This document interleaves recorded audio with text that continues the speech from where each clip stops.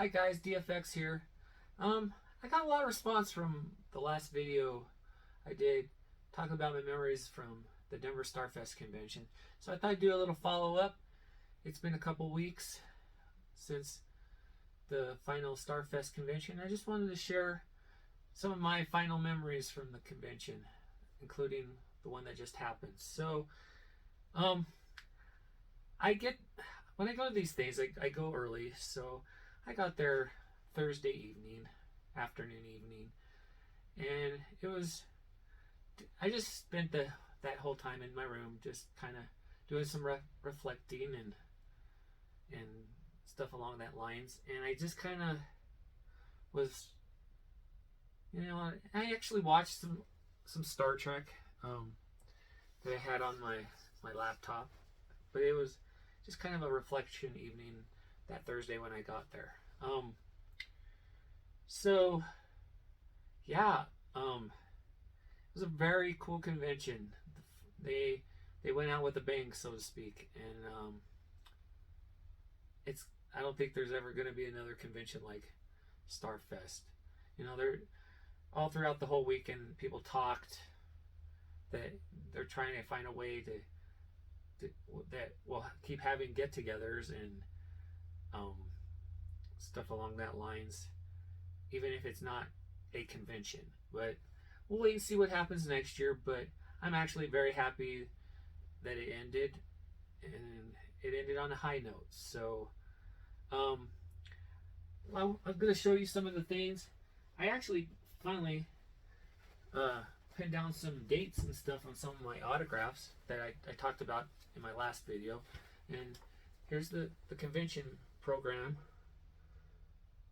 that they did for the final. They went with the Mandalorian type theme. Of course, I got the Mandalorian Grogu embroidered on my hat. Did the shirt is exactly the same as the program, but this was really cool. In this final program for Starfest, they really pinned down like dates and pretty much the whole history of both Starfest and StarCon, and I finally got the dates of some of the first autographs that I shared in my last video about Starfest. My first autograph was John Delancey Cube from Star Trek: The Next Generation, and he was like also one episode of Deep Space Nine that I showed you, and periodically throughout Voyager, and has been a major factor in the new Star Trek Picard series. But I bet both him and Major Bennett Roddenberry at StarCon 1993 did not realize that when I met them in my first autographs were in 1993. Wow, I had no clue. But like I've showed you those previously. If you want to go check that video out, I'll have a link below. Then I met Terry Farrell. She was actually my third autograph ever. The collection you see before you. And that was 1996. I really thought, for some reason, I thought it was before that, but met her in 1996. Which was like, okay, that's cool. So I met her in 96, got her autograph. Then 2015, she came back to Starfest again, and I got not a selfie, but a professional pic with her, photo op. And then, so for me, I ended up kind of going a little crazy, and she had a selfie price for pics at her table this year at the final Starfest, and I ended up getting this selfie with her. And I know I've liked Terry, I've loved Terry as Jadzia in Deep Space Nine. Like I said, my second crush. And it was that was a cool moment that I had at the final Starfest. I got to get my picture with Terry Farrell, so that was pretty cool.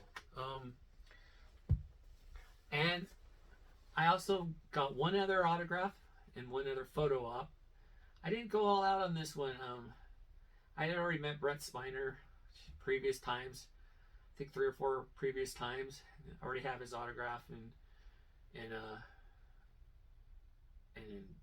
did a photo op with him. And I ended up going and getting the only actress I got this time at this con was actress Michelle Hurd. She plays Raffi in Star Trek Picard, but here's her autograph. And so yeah, that was pretty cool. And then I also had to do a photo op with her, so I did. There's me and her together. She was a really cool person, very humble. She was very understanding because I was not totally up on my all the way through Star Trek Picard yet.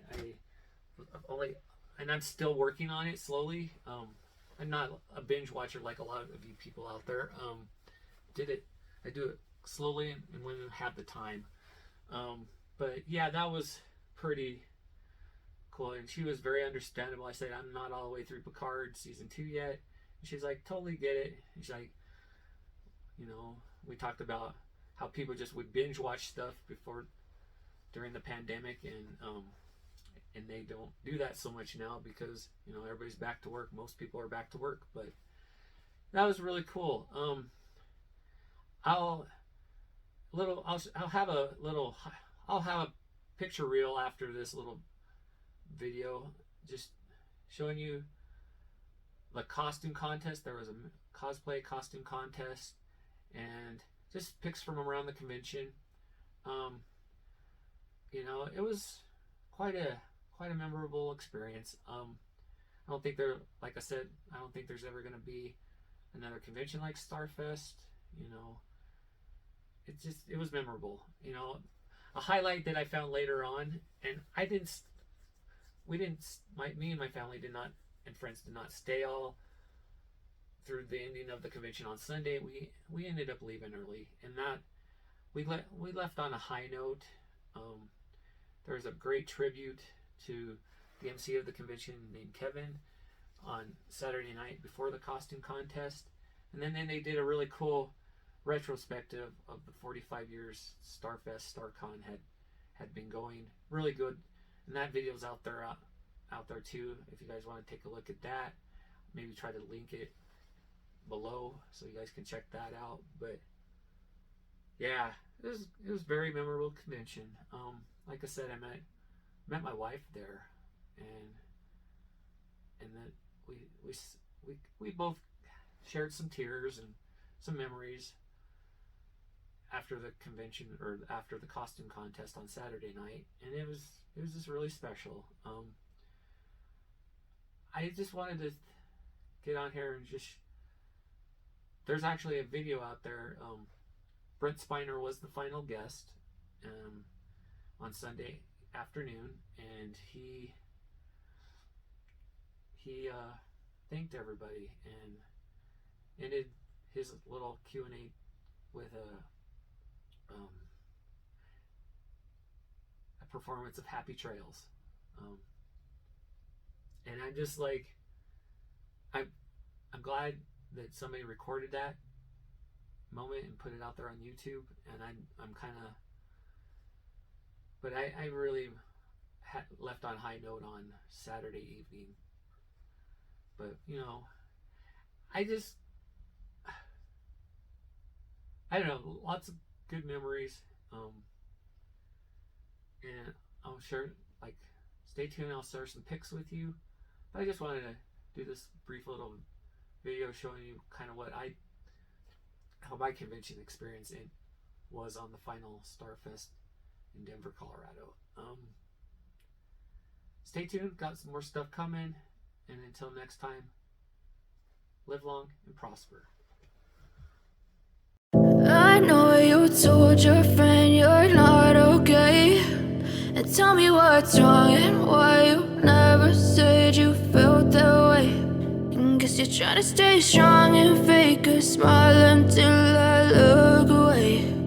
But I've known you too long, it hurts to watch your blue eyes fade to gray as you fade away, as you fade away.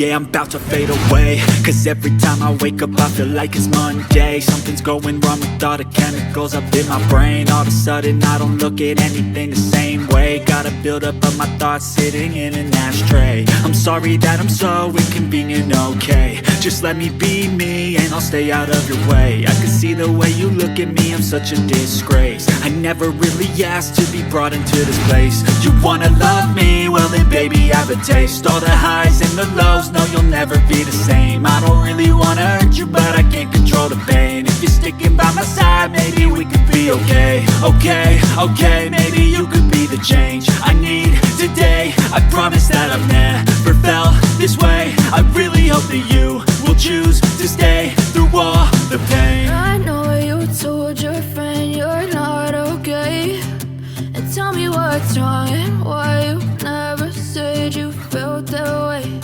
And guess you're trying to stay strong and fake a smile until I look away. But I've known you too long, it hurts to watch your blue eyes fade to gray as you fade away.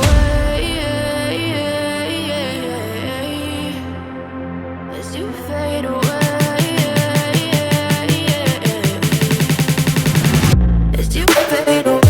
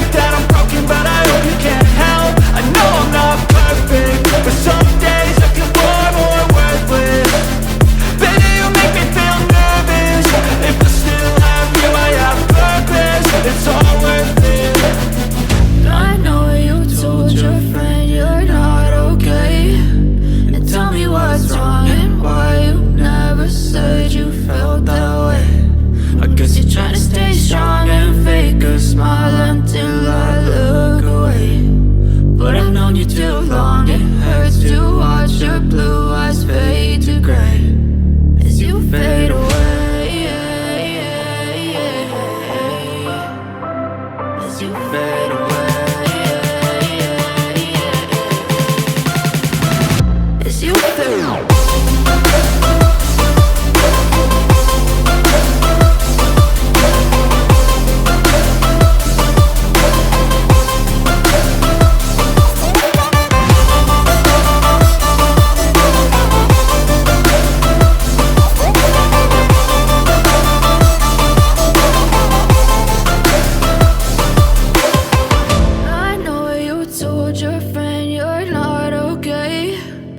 Tell me what's wrong and why you never said you felt that way.